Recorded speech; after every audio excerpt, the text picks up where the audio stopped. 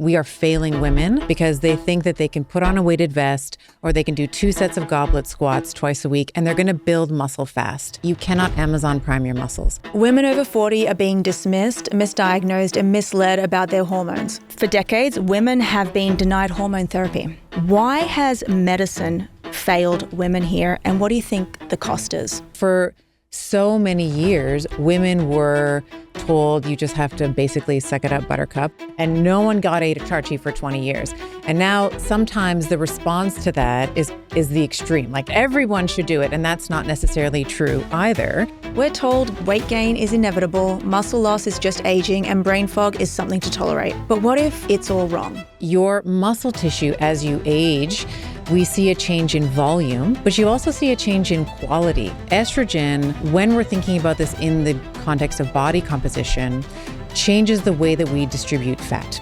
Today, I'm with Dr. Stephanie Estima, and we're going to break down the lies, the science, and the solutions every woman needs to know. I want women to understand why you can't use walking alone as exercise. You should spend more time weightlifting and sprint training. And there's, strategies and action items that we can implement in midlife and maybe ideally before that is going to help you age well. By the end of the conversation, you'll know why losing muscle isn't about strength.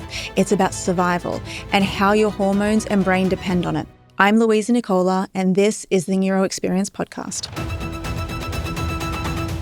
Hi, Stephanie. So delighted to be here. Me too. It's been so long. We've been friends for a number of years. This is the first time we're meeting. We've been Instagram besties for God knows how long. For a while, yeah. And I love it because you provide me with so much insight on muscle health and everything in between, which is what we're going to be speaking about today. And I'm going to first start off with this question and tell me if I'm wrong, right? For decades, women have been denied hormone therapy. Why has medicine failed women here, and what do you think the cost is? Starting off with the easy questions, right?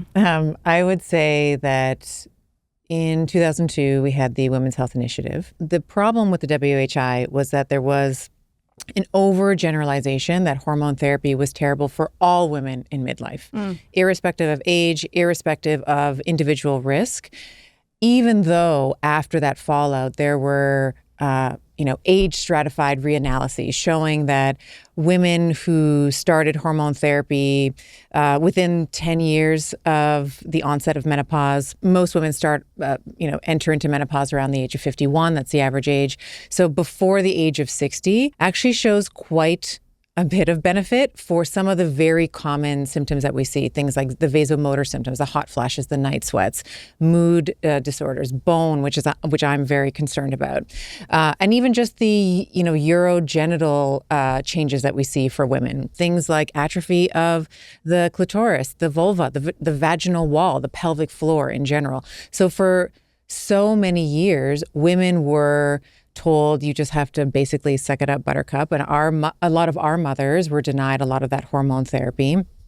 And I think that the consensus now in 2025 is that hormone therapy is generally recommended for vasomotor symptoms, for helping to slow down bone loss. And there are other lifestyle factors that we can pull into that. And I know we'll talk a little bit about that today, but also for the urogenital symptoms that a lot of women experience. So I guess to answer your question, yes, I think women have been denied hormone therapy. I think that we are getting better at it. I think there's more advocates now, women who themselves are going through perimenopause and menopause and are not willing to suffer with the symptoms. They're not willing to suck it up. And then so we have sort of that medical arm to it. And then there's other people like myself who have, degrees in the neuromusculoskeletal system. And there's strategies and action items that we can implement in midlife and maybe ideally before. But even if you're new to the game in midlife, that is going to help you age well. Let me get this straight. So we had obviously the WHI, and now a lot of that has been debunked, but it scared a lot of women out of taking hormone replacement therapy. And physicians, correct. Yeah. And now we're seeing this rise in HRT. We've got a lot of people on social media talking about menopause and estrogen's role for brain health, muscle health, heart health. We've also got progesterone and something that we're not really speaking a lot about, testosterone, which we'll get there. Yeah. So we've got this rise, and I think more people are becoming acquainted to it, especially if they're listening to this episode. For me, because my primary area of research is Alzheimer's disease, I got to tell you, right now I'm a bit Switzerland. I'm writing a meta-analysis. So I'm going through so many studies. And what I'm seeing is that, is it HRT, like specifically estrogen and progesterone, or just estrogen alone, is that what is aiding in better cognitive health because we've got estrogen receptors on the brain? Or is it because it's simply helping the vasomotor symptoms, which are helping cognitive health? Yeah. So I don't know where I sit right now in that, in terms of that. I don't know what your take is. I tend to be a bit Switzerland like you as well, because I think that there was this swing one way where it's like no one gets HRT and no one got HRT for 20 years. And now sometimes the response to that is the extreme. Like everyone should do it. And that's not necessarily true either. I think that there is a tendency in medicine to marry ourselves to the benefits and divorce ourselves from the risks. I typically think when it comes to HRT, certainly every woman has the right to have a conversation with her primary care provider in terms of whether or not this is an option for her.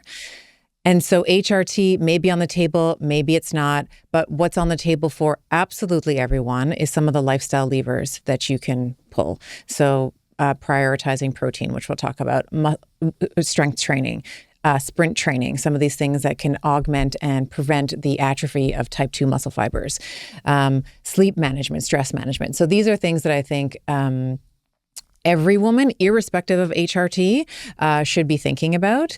And if you are on HRT, the other, the one thing I'll say is it is very well established that this is going to help with, as I mentioned before, the vasomotor symptoms, the genitourinary syndrome of menopause.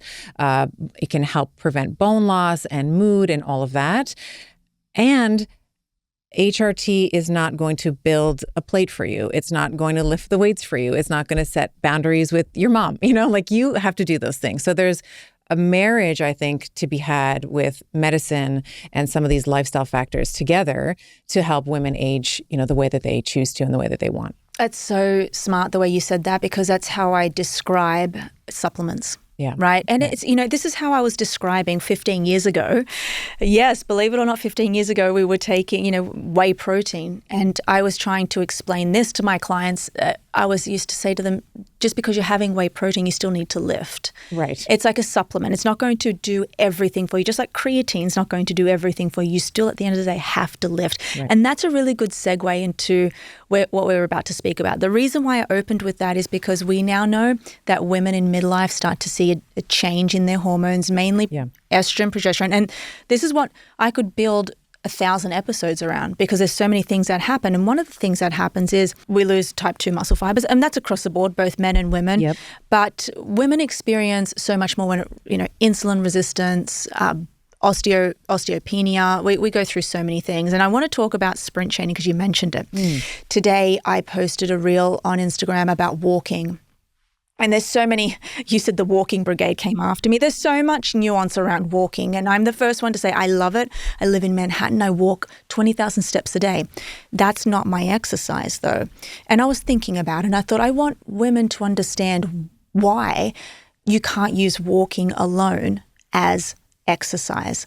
And I said, maybe, if you want to get the biggest bang for your buck, right? If you think about a woman who's around 48 years old, maybe she's 49, maybe she's got a husband or a spouse, she's got kids, she's working, she's going through day to day. That's you. That's me. Yep. So you don't have, endless amounts of hours through the week to exercise. So I was trying to pinpoint, this is what you should do. You should spend more time, walking is great. You should spend more time weightlifting and sprint training. Can we start with what your thoughts are on that? And then let's just talk about what happens to us physiologically in terms of muscle and bone health through those years. I would start off by saying that I completely agree with everything that you put in that Instagram reel. I think that sometimes social media is like, it's a funny neighborhood, because they don't have to come up to you in person and be like, Louisa, I don't like what you said and this is why. But people can read that.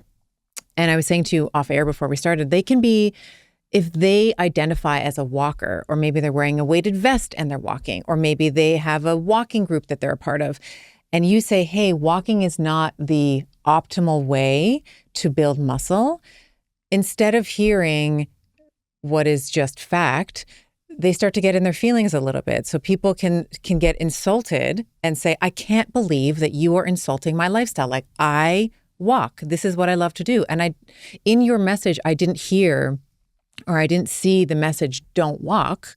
It's make sure that if you are limited on time, that you are making sure that the strength training is happening somewhere between 2 to 4 times a week. You're sprinting maybe once a week, maybe twice a week. And if you're short on time, sprint training, you're one and done in like 16, maybe 20 minutes, tops. So I think that these are excellent ways, especially if you're short on time, to preserve muscle tissue, because your muscle tissue, as you age, we see a change in volume. So you see a decrease generally, if you're not being strategic, like doing the strength training or the sprinting, you will see a decrease in volume of total muscle as you age, but you also see a change in quality of the muscle. So there tends to be, as we age, we tend to be a little bit more sedentary.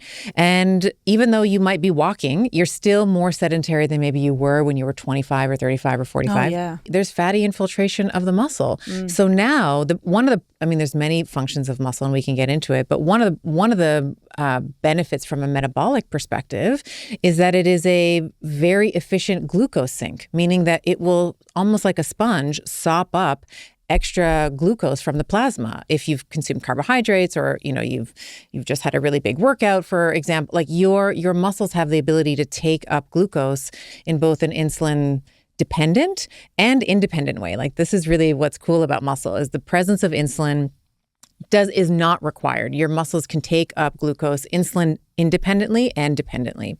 So as your quality of muscle changes, as there's a fatty infiltration, let's say, through being more sedentary and not strength training, the amount of insulin that needs to be secreted now in order to shove, literally, glucose into the cell is much higher. So it is very important that we are engaging in activity that directly impacts, and we can talk about the difference between type 1 and type 2 muscle fibers, but for women, we lose, and this is true for men too, we lose type 2 muscle fibers first.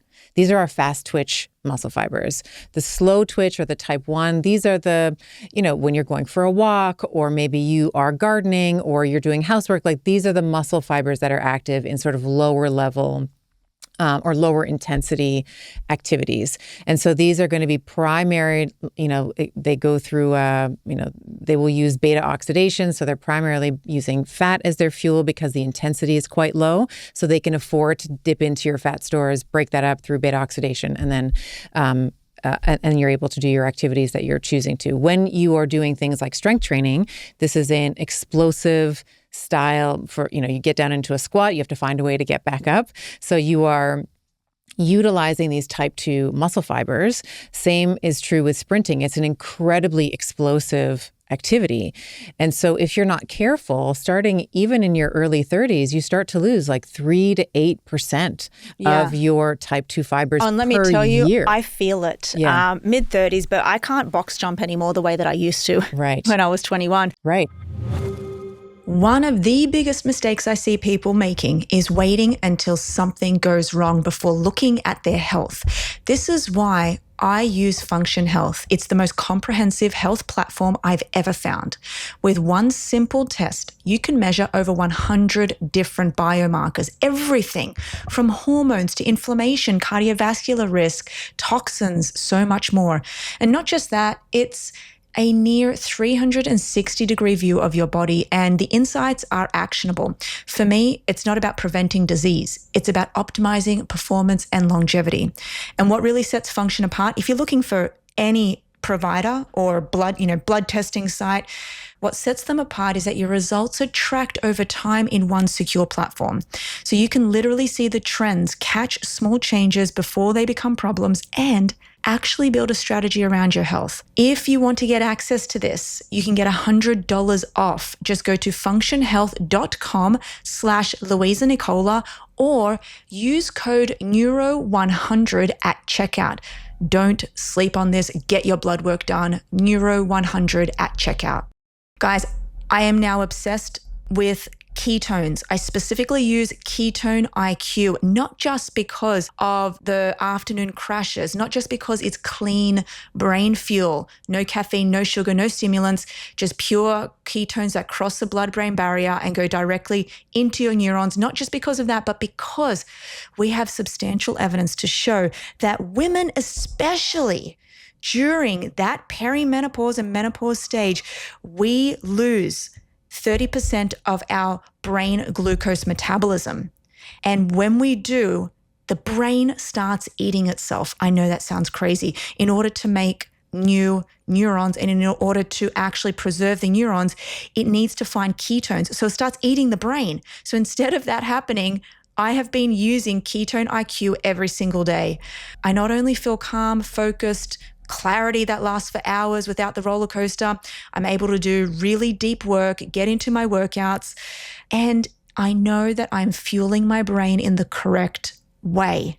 So guys, if you want to get your hands on some of this, just go to ketone.com/neuro. You'll get 30% off your subscription, and you'll also receive a free gift with your second shipment. That is ketone.com/neuro for 30% off. Just to go over what you said, so we lose muscle as we age, and muscle is a storage sink for glucose. So basically what that means is as we're eating, let's just say a donut or anything really, if we've got more muscle mass, we have a better ability to get rid of that glucose? Yeah, exactly. Yeah. So the carbohydrate will break down, you cleave all the carbon bonds, it turns into glucose, and then your muscles are able to essentially sop that up. Yeah. So they're able to bring the glucose into the cell, and then the cell is able to now use glucose as a precursor for energy, right? So producing ATP. So this is done, as I mentioned, insulin in muscle, with insulin or without insulin, right? It's like the U2 song, like with or without you, right? Which is really lovely because as we age, we just as a natural function of aging, we become more insulin insensitive. So the pancreas has to continuously pump up more or pump out more and more insulin in order to get the glucose to move into the cell. Yeah. So when you are strength training or sprinting, literally within hours, you are going to change your muscle's capacity to soak up that glucose, bring it into the cell and make energy. And that lasts for, depends on how well trained you are, but something like 24 to 48 hours. So you can very quickly do a little bit of rough math and say, okay, so if I'm strength training 2 to 3 times per week and I have a 48-hour post-exercise rise in my capacity to dispose of glucose, and I'm doing that 3 times a week, it's like I've got myself covered for the week, right? And that goes back to the walking, because when you're strength training, you're also increasing bone mass, right? Yes, bone density. Yes, so yes.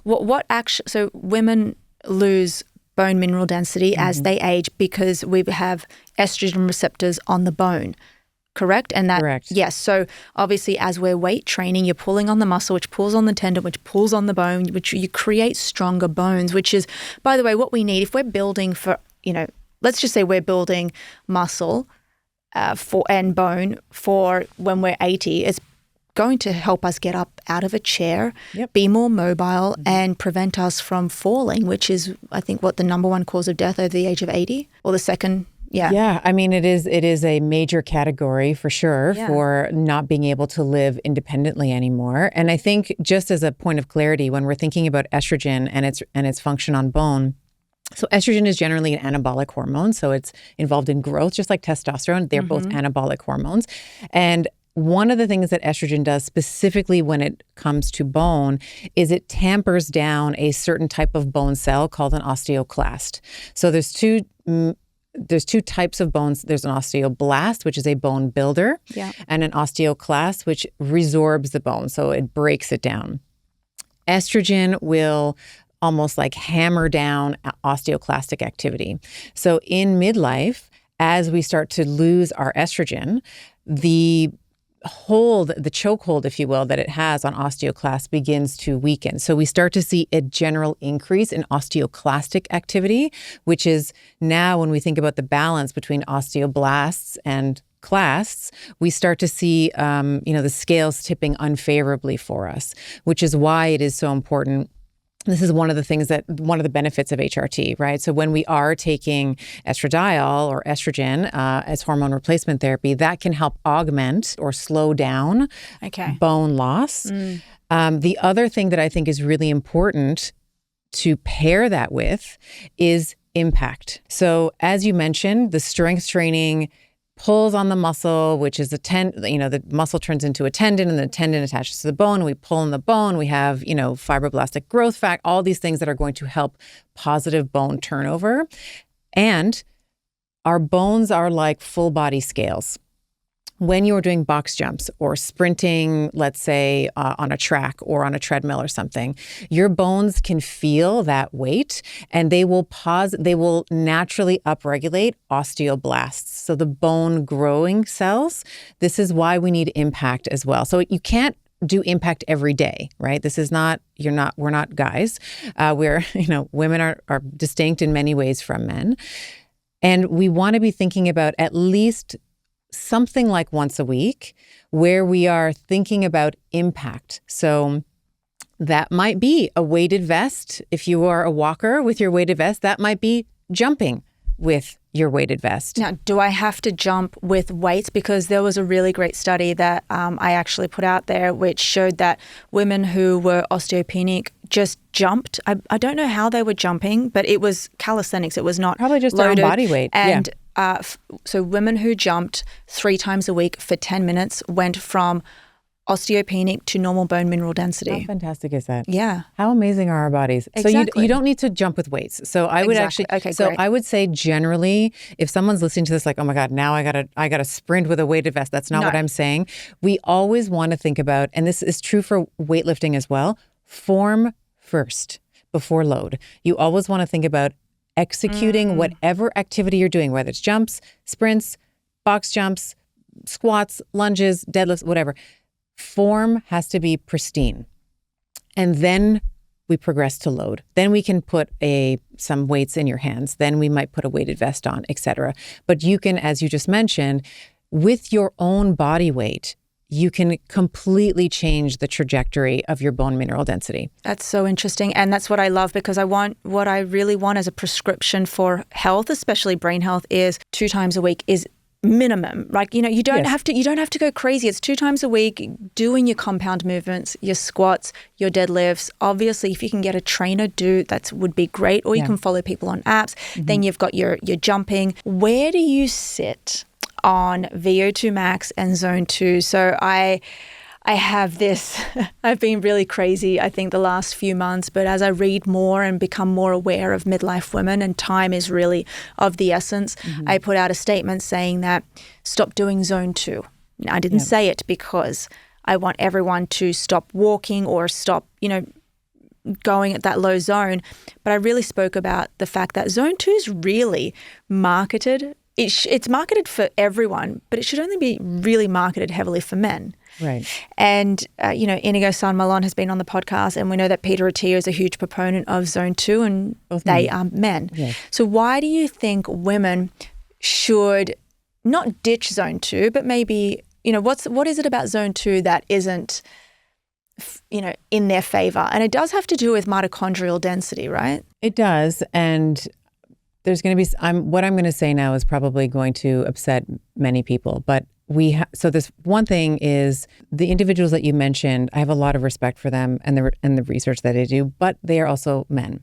So they are doing protocols where there's a robust amount of data for men. Zone 2 is attractive because it's easy. And of course, like walking. Yeah, I love walking. I walk. So just like I walk as well. Stephanie walks. Yeah, I walk. I'm not saying not to walk. The one thing that I get really riled up about, and it's probably one of the hills I'm going to die on, is this idea that women are not putting in the appropriate intent and intensity to their work. And this includes strength training. Like I was saying to you, the name of the doctor it doesn't matter, but she had put out an Instagram post saying, I'm going to quickly build muscle, and this is how. I'm going to wear my weighted vest, I'm going to do some kettlebell swings, and I'm going to do, what was the other one? It was like goblet squats. And I'm going to do 2 sets of goblet squats a week, and I have a 20-pound, or maybe it was a 40-pound kettlebell swing. And I think that the women are so confused because they have someone like who has an MD behind her name saying, here's how you can build muscle quickly with things that are not going to build muscle at all. So we can talk about walking. Weighted vests do not build muscle. They're great for an increased caloric burn, increased metabolic benefit for sure. They're not going to build much muscle. There's no evidence. And I did a whole series on weighted vests because I love weighted vests, but there's a lot of misinformation about them. So weighted vests are not going to do it. If you're doing goblet squats or kettlebell swings 1 to 3 times a week at a set because you have that one kettlebell in your home, this is not progressive overload. Muscles do not, you need to continually challenge your muscles. Mm-hmm. They are organs of demand. So the more demand you make of them, the bigger or stronger they will get. Mm-hmm. They are not, you will adapt. So you will have a certain adaptation to 2 sets of whatever it was that she was saying, 20 kettlebell swings. But then you got to jump it up from there. It's basically cardio. Yeah. Well, it's cardio, but even if it does provide you some muscle building benefit, it's going to level off relatively quickly. Like you need to increase either the weight, so the load needs to increase, the reps need to increase, the sets need to increase, the time that you take breaks in between your sets needs to decrease. Like these factors of progressive overload, I think are really missing from women. And this is where I still think that we are failing women because they think that they can put on a weighted vest or they can do 2 sets of goblet squats twice a week and they're going to build muscle fast. And I was saying this to you before we got going, muscle building, you cannot Amazon Prime your muscles. You need to really, this is a long game. I wish we could because I'm on, every time I go into my apartment, my doorman's like, your Amazon boxes have arrived every single day. And if I wish I could do that. Yeah, me too. I wish it was that easy. But muscle, you have to really work. It's hard, yeah. It's hard work. And so a lot of women will pick up the same 15 pounds, the same 3 sets of 15 that they've done for the past 10 years. And they're like, I don't know why I'm not building muscle. It's just, maybe it's not just for me. Maybe a bit of a personal question. And I'm sure you're strict on your protocols. I'm sure you're writing in a diary. Yeah, you have an app. Yeah. Yeah. You've got an app that's writing in a diary. I write. I know I'm so old school. So can you just walk me through, maybe not yours because you're a bit more advanced. Walk me through what a typical 45 to 55-year-old female should, like what is a good set or what is a good lower body workout for you to say, that's great, you did well? Fabulous question. One of my favorites. Okay, so I would say, first of all, you can get fantastic results with 2 to 3 times a week of weight training. For me, lower body, again, intent and intensity. Maybe the most intense days of my training is legs. So keeping that in mind, I would say an ideal workout for a woman, if she's just starting, assuming that we have her body weight form, like chef's kiss, pristine, she can do it. There's no ankle mobility issues. We have no knee osteoarthritis that we're dealing with. We don't have any discrepancies left to right. Or if there is, we've been working on that to correct it. I would say some kind of squat where you are maybe utilizing, I really like to utilize tempo. So I like to get down in the squat and hold it there for a moment because it's the hardest part of the squat is not at the top, it's at the bottom. When you say some kind of squat, are we talking barbell? It could be a machine. Okay. So there's machines where there, and actually for a beginner, I would never start a beginner at a barbell. Oh yeah. That's way too complex for her.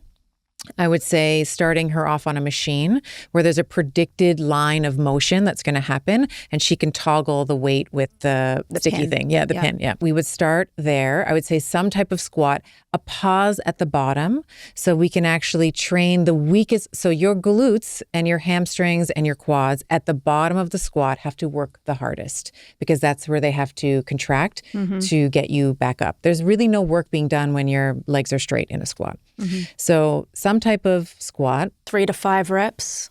Depends on the goal. So if we're talking about a power or strength goal, 3 to 5 reps is wonderful. So that's going to be at 3 to 5 reps. You're going to be, probably 80 to 90% of your 1 rep maximum there. If you are not comfortable with that, because that also can have, at least initially for a beginner, there potentially could be a higher risk of injury there because the weight necessarily has to be heavier, 3 to 5 reps. You might start off at a 10 to 12 or a 12 to 15. The only thing I care about is if it's 5 reps or 25 reps or 30 reps, I don't actually care. Oh, wow. The only thing I care about is that you're within 1 to 3 reps of failure. And when I say failure, that means that you can no longer do full range of motion anymore. The velocity of your repetitions are slower. So the last rep that you do, you struggle to actually complete the full range of motion and at the same speed that rep 1 was done at. And then I would also say subjectively, the weight feels a ton heavier at the end of the set than it did at the beginning. And the research is pretty clear, 5 to 30, it actually doesn't matter in there. When we're thinking about muscle growth specifically, so strength is a different conversation, but muscle growth specifically, 5 to 30 reps, as long as the set is taken 1 to 3 reps from failure. I love that. You must be friends with Stu Phillips for you to say that. So, yes. Okay, so rep side. So then what about sets? Are we looking at around 3 sets or 4 sets? I would actually start everybody usually at 3. And then if you want to progress, right? So once 3 becomes relatively easy for you, another set would be appropriate. Guys, my morning shake has just been given an upgrade. I'm now using Piori, their creatine plus their whey protein. In my morning routine, I make sure every single morning, because I go to the gym in the mornings, so I always have at least 7.5 grams of creatine prior to going to the gym. And this creatine plus, is the best one I've come across yet.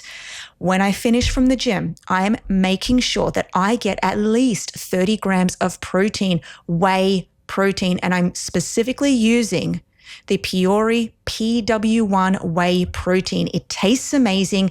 It is so clean and it's very science-backed. I love the company. I trust them. Since adding in creatine plus, I've noticed that I'm thinking clearer, more sharper. And their protein is so clean. Every batch is third-party tested for over 200 contaminants. So there's full transparency there. What I love most is that I don't have to second guess what I'm putting into my body because I know it's safe, it's effective, and it's got trusted by so many experts. If you want to try this, their vanilla bean one is amazing as well. Just go to piori.com/neuro or go to piori.com and use neuro at checkout to get 20% off, even subscriptions. piori.com/neuro. I'm going to share a stat that shocked me. 3 out of 4 US homes have toxic chemicals in their tap water, and your standard fridge or pitcher filters barely make a dent. I am obsessed with my water purifier.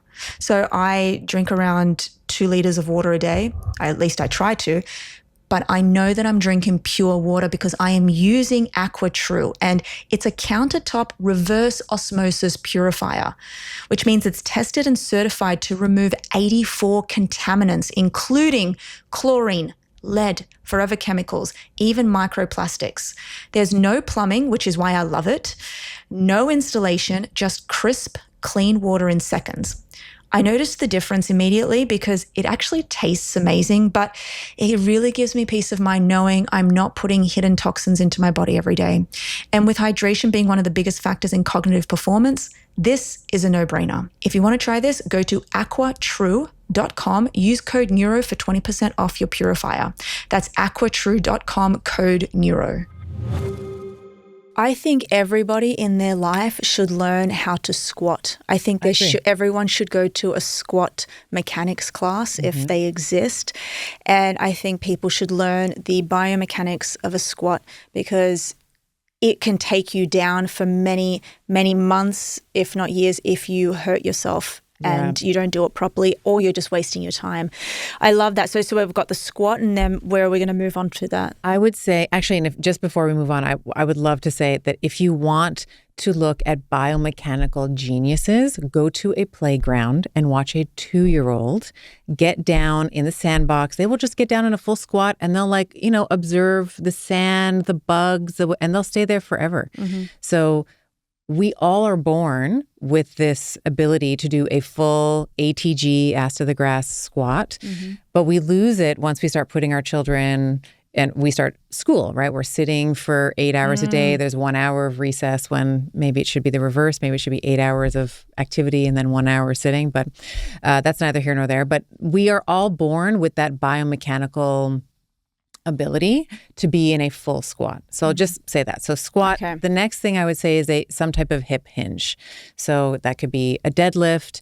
I love deadlifts. They are, I think they're such a functional movement. We are always reaching down to pick up something on the ground and lifting it to the counter. We're getting our groceries and we're bracing and we're moving it into the home. So I think deadlifts are a wonderful exercise for us to master. Again, like the squat, very technically difficult. It is full body, just like the squat. Yeah. It is a full body movement. Like you have to engage your lats, like the lats have to lock and load in order for you to hold a bar if you're doing it on a barbell. You have to be able to think about like your knees. There's many different types of deadlifts. If we're talking about a Romanian deadlift, your knees are going to be slightly bent. I always say, push your butt back as if you're closing a car door, right? So pushing being able to elongate, again, lengthening the glute, lengthening the hamstring. This is more of a posterior chain. And then being able to, with those muscles, bring you back up again. So you're not moving the compensation. You're not compensating and moving it into the back. So hip hinge. I actually love, so both of those exercises are examples where the movement is hardest when the muscle is lengthened. Another one, especially for lower body, would be a hip thrust. So this is... my favorite. They're so great. Yeah. They're such ego boosters. Yeah. I love it. You can lift multiples of your own body weight, but this is very much targeting the glutes. So if you are looking to build glutes, this should be a mainstay in your program. It's the non-surgical BBL. That's right. Yes. Yes. It's like you can do surgery if you like, but you can also naturally build it in the gym. And this one is, the hardest part is when the muscle is shortened. So when you are coming up, so if you have a barbell or you're on there's lots of machines now, so like a glute drive type of machine. The hardest part is actually when you're squeezing at the top. So you start off with your butt on the floor and then you lift the barbell or the weights all the way up. And now we have contraction and shortening of the glutes. So I would say, again, to make it harder, a little squeeze at the top. Right? So that's an example of an exercise where the hardest part is when the muscle is short. And then I love unilateral work. So I think that this is where we can actually tease out compensatory. I love that because it's good for the brain. Right. Yes, it's good for the brain. And then if you're doing, let's say, a lunge or a Bulgarian split squat, you can play around with where the load is, right? And work on anti-rotation as well. So, yeah. See, that's not hard at all. No, there's 4 exercises. And you do that once a week, twice a week. And then you've got glutes that walk out 2 minutes of the room after you do. And the stronger the legs, the stronger the brain. Right. Yeah. So everyone should be doing that. You've really solidified why you've called muscle a silent flex.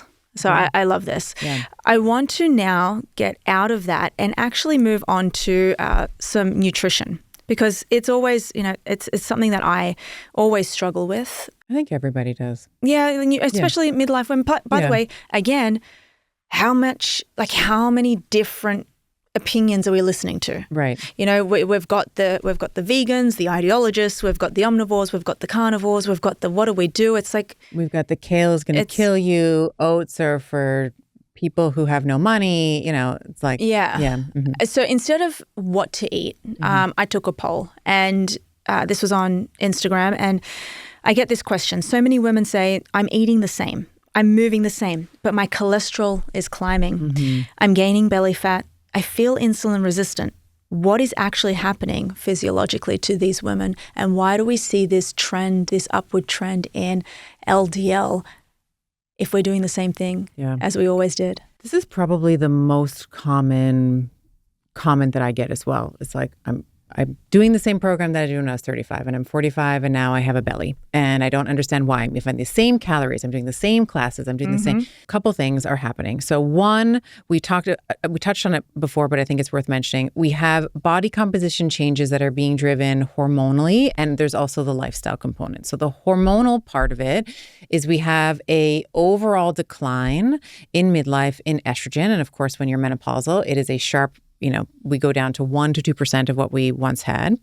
And so estrogen, when we're thinking about this in the context of body composition, changes the way that we distribute fat. So when we are putting on fat, when we are perimenopausal or younger, typically we favor subcutaneous fat. So, and for women, we tend to put fat on in the lower half of our body. So bum, tum, thighs, all the areas that we have a general disdain for. Like we have to just reduce our fat. It's usually you're talking about your thighs, your butt, your stomach, okay? Or your lower stomach. When we start to lose that estradiol, we tend to start accumulating what's called visceral fat. So this is fat now that's not sitting underneath the skin anymore. It's actually piling on top of the organs. This is where a woman is going to say, I'm losing my waist. Like my waist is thickening. So I'm starting to get thicker through the middle. This is the belly fat that everybody doesn't want. The muffin top, like there's so many derogatory sort of ways to describe it. But generally, women will say, I've lost my waist. I feel like there's this midline thickening that's happening. And what's happening here is we have, with that decline in estrogen, this is, by the way, I should say, independent of aging. So your loss of estrogen, it doesn't matter if you're 47 or you're 52 or you're 55. It's the loss of estrogen that's driving that ectopic fat distribution, that central adiposity that I'm describing. So it's solely driven by estrogen. Estrogen loss. And this is where some HRT can be helpful in terms of redirecting or maybe slowing down the accumulation of visceral fat. I just want to point out something that Dr. Von der Wright said on the podcast, which I love. She said there's 3 inevitabilities that every woman on this earth will go through, and that is death, taxes, and menopause. Yeah. So no matter what. And when she said that, I was like, right. So no matter what, we're all females. We're all going to go through this phase, and then we're all going to have this redistribution of fat. Correct. That's scary. It's scary, and it's a yes and. So we have this change, and you can help you with the lifestyle levers that we've been talking about, with the strength training and the... but it's just going to get harder. Okay. So what? because you're like, we can mitigate that, but with the strength training, but I can only imagine, because I'm really looking right now on a flywheel, but then the loss of estrogen really means that everything gets exponentially more difficult, because you're having fluctuations in sleep architecture because of the loss of estrogen. That sleep then impacts next day the way that you're going to turn up to the gym, and how you're going to lift, your insulin sensitivity, and it's this cycle. So everything is really going to get harder. I've got to savor the years that I'm in right now, huh? And dial in your strength training and your sprint, because these are both anabolic. So the more muscle you have, again, it's the volume and the quality of the muscle that you have can also help mitigate that. So what we find generally is individuals, women who have been strength training using the principles of progressive overload, like we've been talking about, 1 to 3 reps of failure. Maybe they're doing something anabolic like strength training, sprint training, I should say, tend to have less of the derangements. Not to say that they're completely not there, but some of the vasomotor symptoms tends to be blunted. So we do see there is a direct impact. Like one of the things I just want to mention very quickly, if I can, just to sort of pull this in, is every time you strength train, you are going to, again, depending on how well trained you are going to unlock your own endogenous pharmacy of, myokines, which is something that maybe we can geek out on, but also your own like reproductive hormones. So when you are building new muscle, by definition, you'll need to have more testosterone. When you are strength training, there has been some studies that have shown that it positively affects the progesterone estrogen balance in the second half of the cycle if you're a woman who's menstruating. So you have these anabolic effects that take place somewhere between 10 to 48 hours after a training session. If you're more trained, you get less of it. If you're untrained, you get more of it. So the more well trained you are, the more often you can work out in order to sort of reap some of these benefits.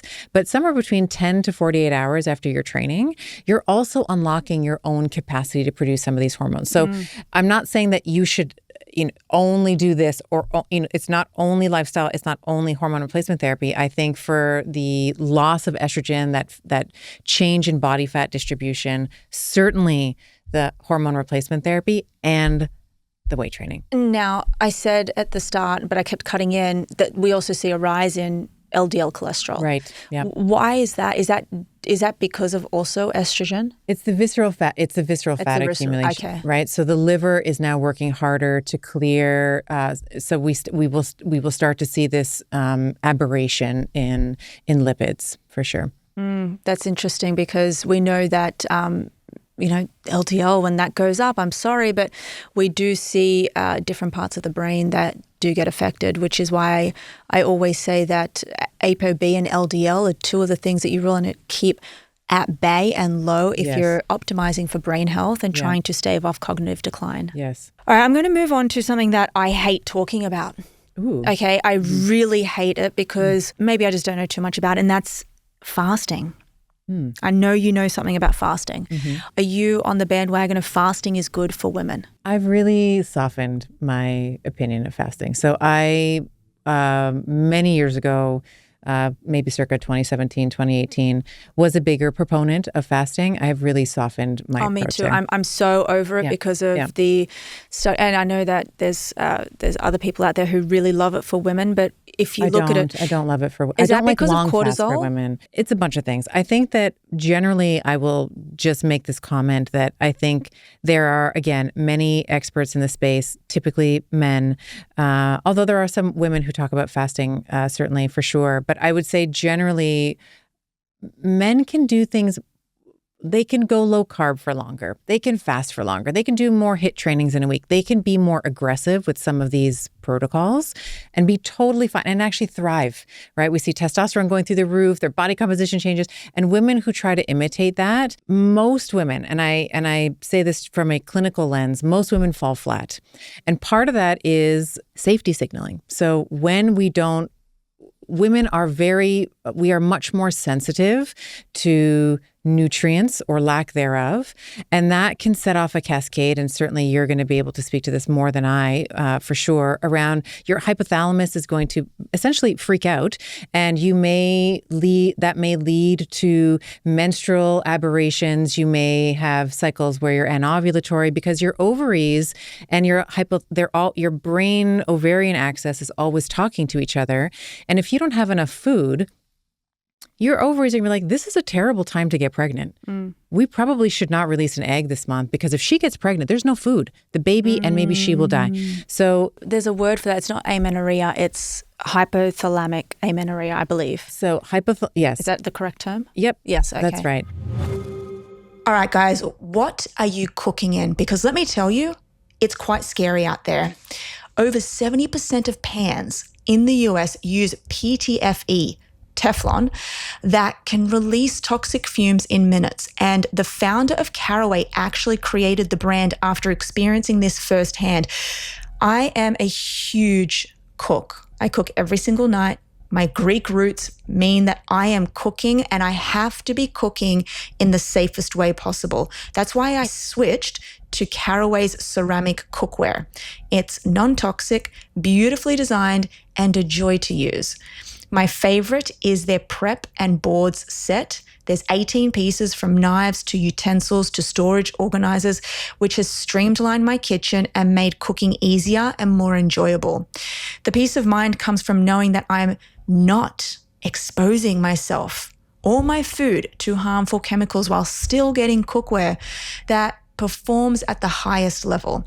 It's one of those small swaps that makes a huge difference, guys.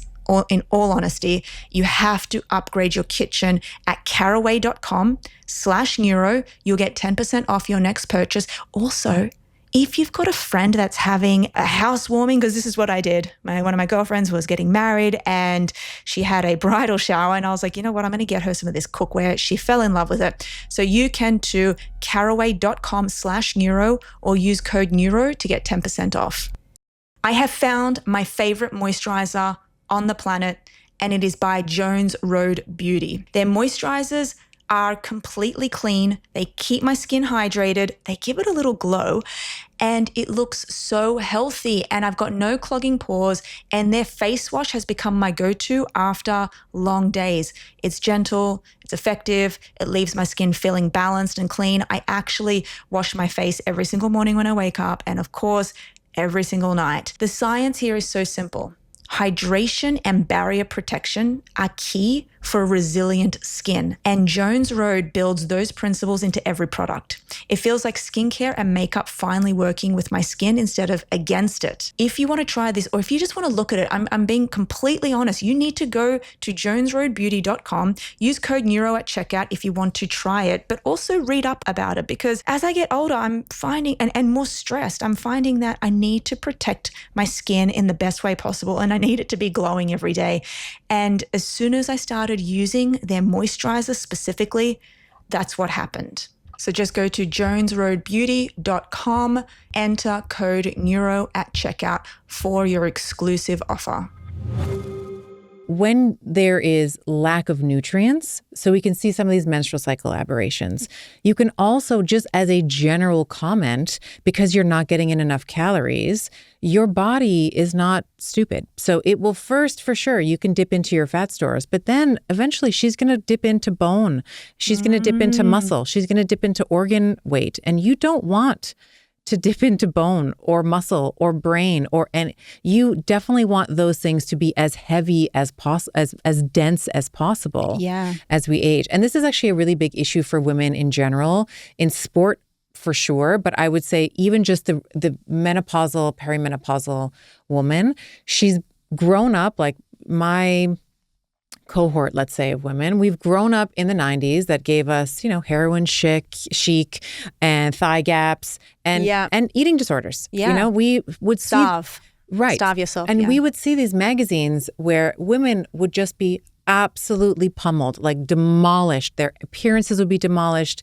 Anyone remembers America's Top Model, that show where they were everything all about their body. So there's so many women that are my age that have grown up thinking skinny, like I need to be skinny. Skinny is the goal always and forever. And so we really need to move the needle for these women in that we want to be thinking about, and I know your question is about fasting, but if you will just allow me on my soapbox for one more moment, we have to be thinking about when we're looking at our diet, and fasting can be a part of that. We need to be thinking about not what are all the things that we need to get rid of, but what are all the things that we need to include so that we can thrive and we're nourishing ourselves.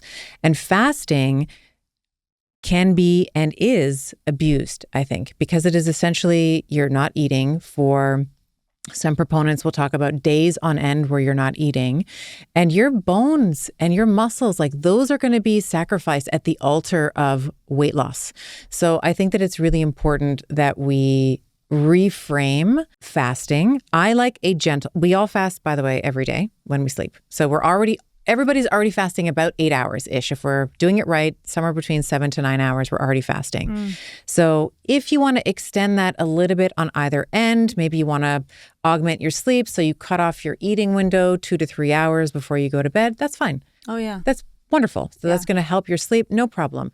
It's the 16/8s, it's the OMADs, it's the every other day stuff. I think that especially for women in menopause, I don't like it, because it's very unlikely that you're going to be in an OMAD situation or longer. You're going to be getting in your protein targets. You're going to be recovering appropriately from if you're sprint training, you need to eat in it, like before and after the sprints, before and after the training, you need to eat for performance. So it's very unlikely that you're going to be able to put all of those pieces together on a 16-hour fast. I believe so too. And I think on that note, I think a lot of women just don't know how or what to eat. I can't tell you that even my close group of girlfriends, they wouldn't even understand what I meant if I said, are you having 100 grams of protein per day? Right. So I think that's that's a whole other segment where, people don't even know how much they're eating. I speak to my mum about this almost every day, and I'm like, did you have protein today? I had chicken for dinner. Right. It's like, well, that's like how much, maybe 30 grams of protein right there, 40. If she's gotten 4 ounces.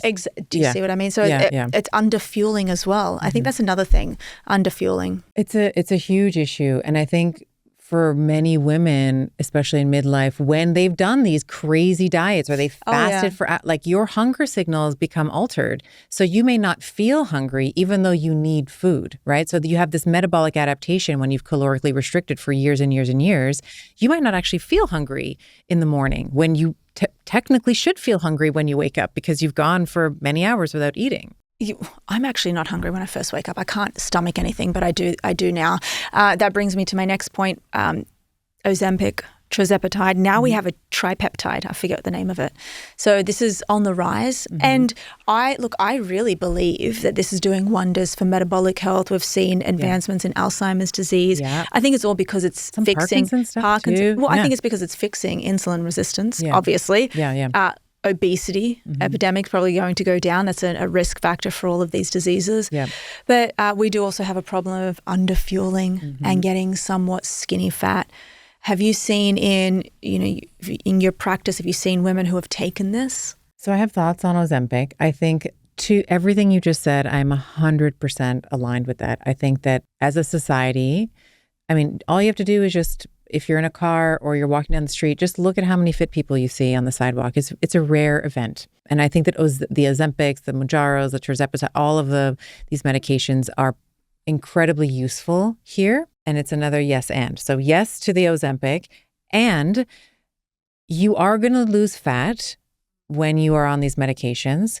And if there's a mismanagement, let's say there's a dosing mismanagement, and that's usually a practitioner issue, you absolutely will sacrifice lean tissue as well. So we have to make sure that, and this is where the strength training is so important and the protein targets are so important. Like, above all else, when you are on some of these medications, like, get on the medication if you need there's some really cool research on like the regenerative properties of them, as you mentioned, for brain health. And you need to be strength training. You have to put this tissue under mechanical tension. So you're signaling to the brain, we need to keep these muscles. These muscles are important. Look how often she's working them. We're going to preserve them. You're going to do that through activity. And you're also going to do that diet, like from your diet, where you're going to be consuming protein. So the protein, and if I can, I'd say protein and fiber. Protein and fiber targets, but more for muscle. If we're talking just about muscle preservation, it really just is making sure that you're getting your protein targets. You definitely want to prioritize that above everything else. I want to just stay on this for a second because I think I'm at the stage in my life where I actually need an app to help me understand how much protein I'm having, right? And I used to do this way back in the day with MyFitnessPal, but now I've realized that there's AI versions of this app. So what's the best way a woman can track and measure her nutrition? I think it depends on the individual. So I will say that tracking is going to be very data driven and it's going to give you the best information. And for some women with histories of eating disorders and restrictive eating, this can also sort of bring up a little bit of that. So I have found, even in my own practice, when I have counseled patients to use apps, they start to get in their head a little bit. So I would say that if you don't have a history of an eating disorder, I think apps would be a great place for you. If you are worried about that, or if you're just like, I'm not going to take a picture of everything I eat and I'm not going to weigh everything on my counter before I eat it, you can also generally look at a plate and say, is half of my plate vegetables, a quarter of it protein, and the other quarter of it maybe is a carbohydrate? That's one way. The other way is you can just use your hands. So this is about a cup, right? This is about a tablespoon. So you want about, a cup of vegetables or 2 cups of vegetables. This is about a protein serving, like about 3 ounces. You can maybe go sort of the entire, including the hypothenar and thenar muscle. Like this can be a protein serving. And then, a tablespoon of, olive oil, the distal phalange of the thumb. The distal phalange of the thumb. I love that. I want to know, what is it that you think we're getting wrong and what makes you so passionate about female health? Like, what is it that we're getting wrong when we separate? By the way, I never used to do this. I was a triathlete. I was training with men. Obviously, I was racing with women. Yeah. So we didn't know that there was a difference between men and women 15 years ago, 20 years ago. But what do you think we're still getting wrong? I still think we're getting wrong calories. I think women are deathly afraid of food still. I have a coaching program that I run, and when we have them calculate their total daily energetic expenditure, they're floored. They're like, there's no way that I am burning 2,400 calories a day because I'm only having 1,100 calories a day. It's like, that's the problem. That's the problem. So women need to eat more. Most women need to be eating more. What I have found over and over and over again is when you're smart about it and you can maybe slowly start to increase the calories that you are consuming, women end up losing more weight, the weight that they want, and recomping, like the body composition goals that they have when they're actually consuming more calories. So I do want to I think that we're getting the calories wrong. And then the other piece that we're getting wrong is the intensity in the gym. Oh, that's the biggest one, I think. Yeah. You have to be moving close to failure. If you've done the 3x15 with this, like 3 sets, 15 reps, the same 2 pound, 5 pound, 10 pound weight for the last 10 years, like you're not doing anything anymore. You're regressing. You need to progress. You need to lift either heavier weights. You need to do more sets. You need to do more reps. Like something has to change. I always say jokingly to my friends, but I'll share it with you and your audience. Like if you're not making sex noises when you're training, you're not working hard enough. So. And I joke when I say that. You don't have to, but I love that. But there are some people at the gym who are so aggressive and they throw their weights. And I tell you what, I get so angered when they do that. Yes. Or if they don't put their weights away after they're done with a machine, it's like, that is rude. I just want to end with your take on supplementation. We speak a lot about omega-3 fatty acids, of course, creatine, vitamin D. I attack it from a brain health perspective. Yeah. Other than whey protein, what are the supplements that you would recommend that can help with muscle building, muscle architecture? Creatine, 100%. Yeah. How many grams are you having? I probably have about 10. Yeah. I had Dr. Darren Kandow on the show, and he convinced me. So I was taking 5 before he came on the show. Yeah. I was like, for muscle benefits. He's like, okay, great. And if you take 10 now, because it has a harder time getting across the blood-brain barrier, now you're going to start experiencing some of the brain benefits. So I take 10 grams daily.